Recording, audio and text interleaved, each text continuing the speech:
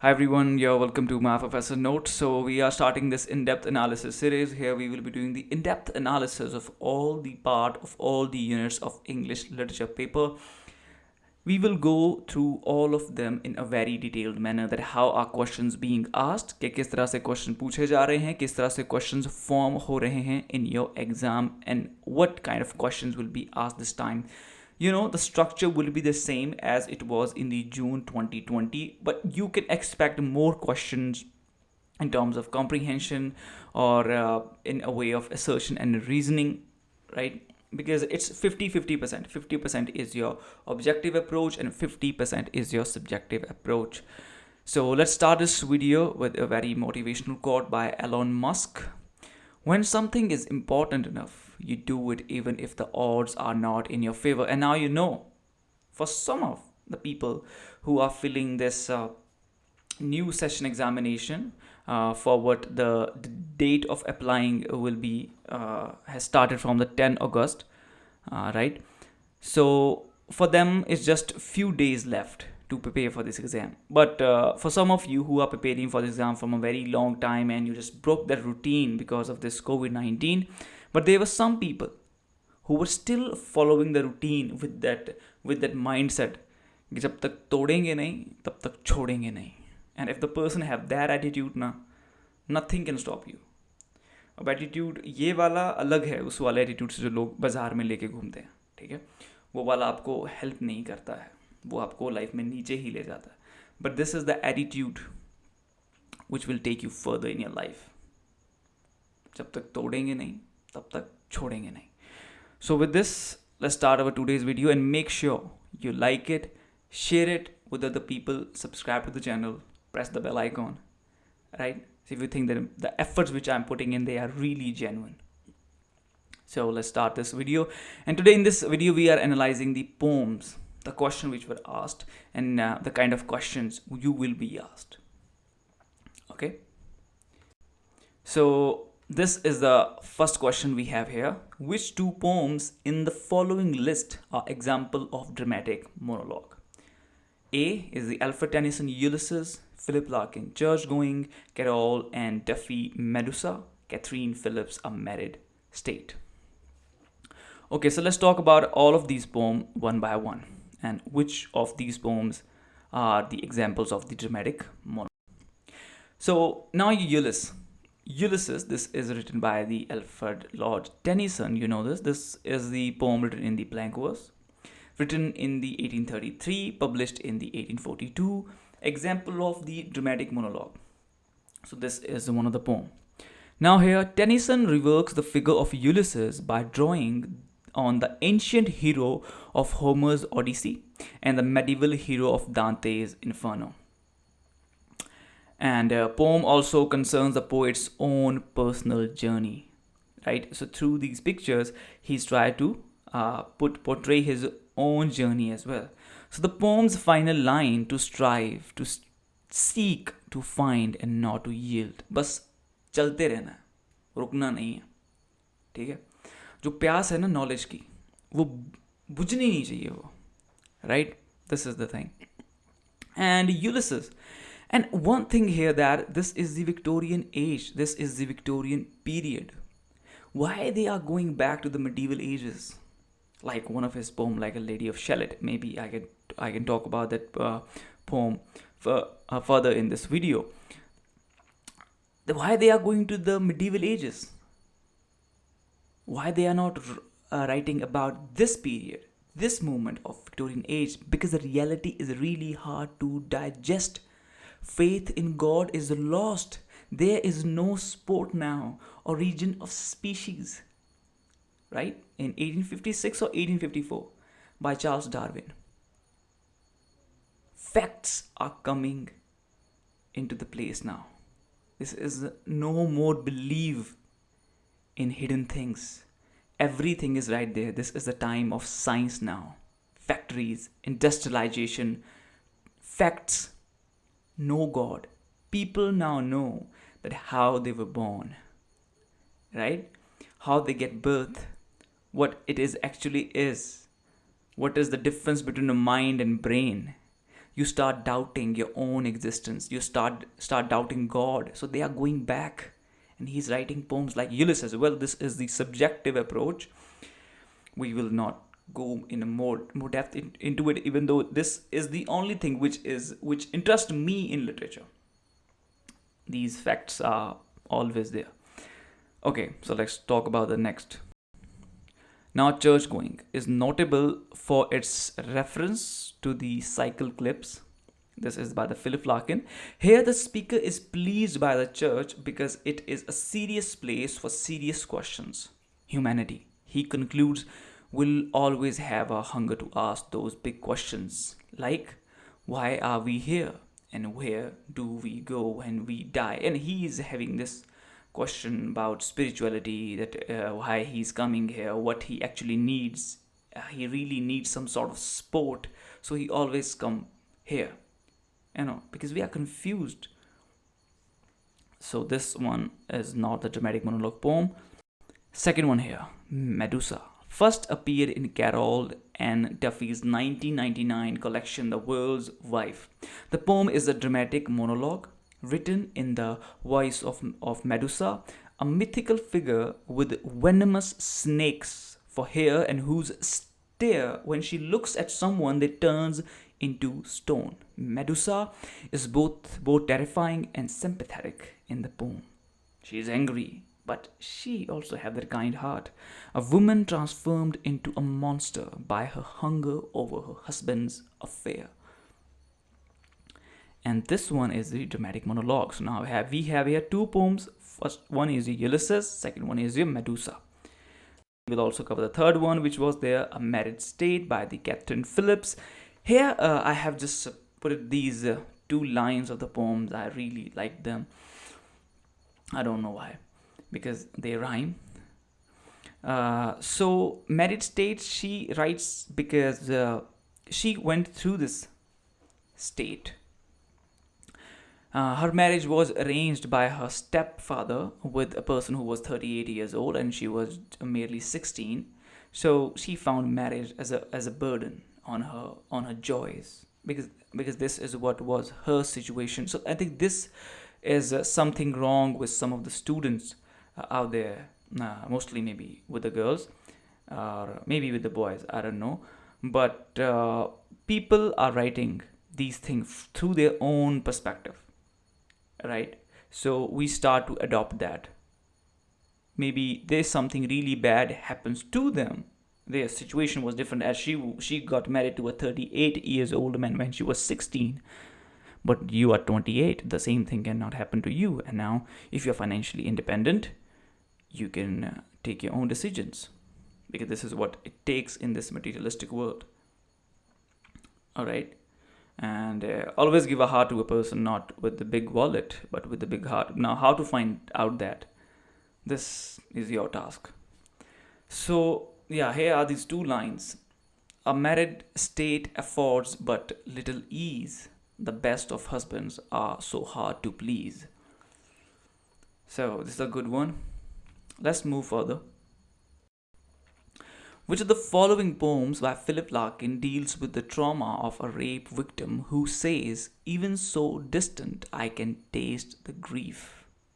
Which of the following poem by Philip Larkin deals with the trauma of a rape victim who says, even so distant, I can taste the grief? Let's know here. So, Deception by Philip Larkin tells of the aftermath of a young woman's rape and the way both rapist and victim were changed. So now he took this story for this poem from this one of the book by Mayhew, from which he has taken this epigraph, as I have given over here on the screen, London Labour and the London Poor. Here he showed that how that woman feels, and the person who raped her, he was thinking that after he will rape her and it will be fine, he will have that pleasure. But no, he is deceived now. He is unable to take that breath of peace. Right? The whole thing is now disturbed within him. Epigraph. Of course, I was drugged and so heavily I did not regain consciousness until the next morning. I was horrified to discover that I had been ruined, and for some days I was inconsolable and cried like a child to be killed or sent back to my aunt. This is the epigraph. You know, there's an epigraph which is at the very beginning, and there's an epilogue which is at the end. These are very common things, you must know them. So, this is the faith healing, which is the second poem as an option of this question. So, this is how we do. Faith Healing by Philip Larkin describes a procession of women who pray with a faith healer and are then subjected to a new torrent emotions. New torrent emotion means a flood of emotion, right? Second one here, Medusa. First appeared in Carol and Duffy's 1999 collection, The World's Wife. The poem is a dramatic monologue written in the voice of Medusa, a mythical figure with venomous snakes for hair and whose stare, when she looks at someone, they turns into stone. Medusa is both terrifying and sympathetic in the poem. She is angry, but she also has that kind heart. A woman transformed into a monster by her hunger over her husband's affair. And this one is the dramatic monologue. So now Churchgoing is notable for its reference to the cycle clips. This is by the Philip Larkin. Here the speaker is pleased by the church because it is a serious place for serious questions. Humanity, he concludes, will always have a hunger to ask those big questions like, why are we here? And where do we go when we die? And he is having this question about spirituality, that why he's coming here, what he actually needs. He really needs some sort of sport, so he always come here, because we are confused. So this one is not the dramatic monologue poem.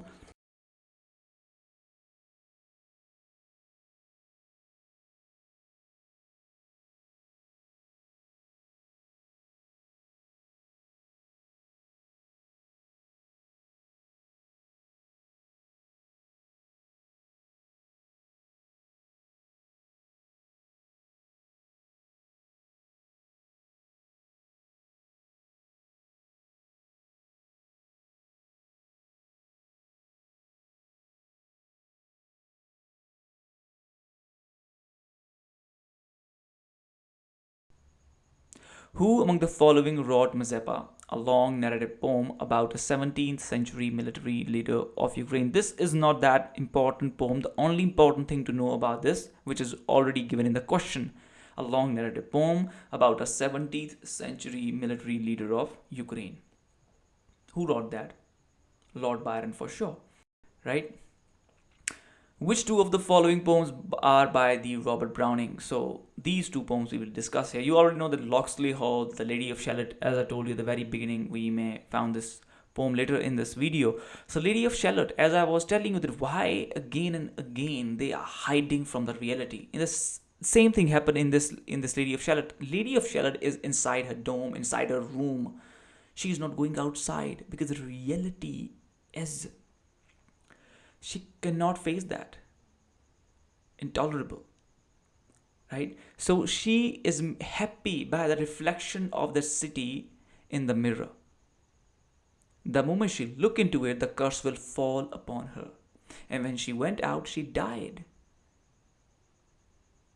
Because you cannot digest the reality. Situations are so hard. People have lost their faith. They are only sport. They are going like crazy, mad. They don't know what is the purpose of this life, where to rely upon.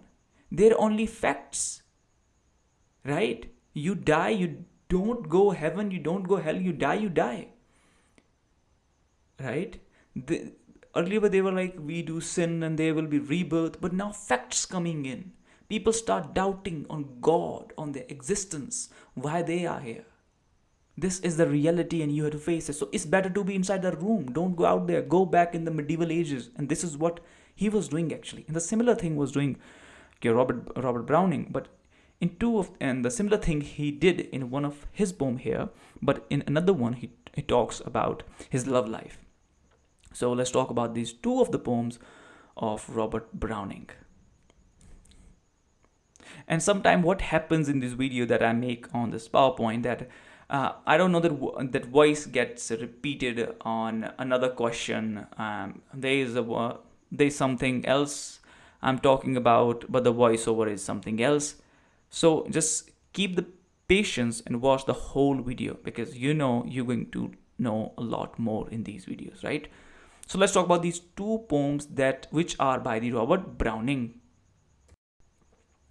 So one is The Pied Piper of Hamelin. It is a child story by Browning, published in the 1842 in dramatic lyrics, about the classic legend of the town of Hamelin and its burghers, who, desperate to rid the town of the rats that are overrunning it, this Hamelin, engage the mysterious Pied Piper to lure the town's vermin to their death in the riverside now.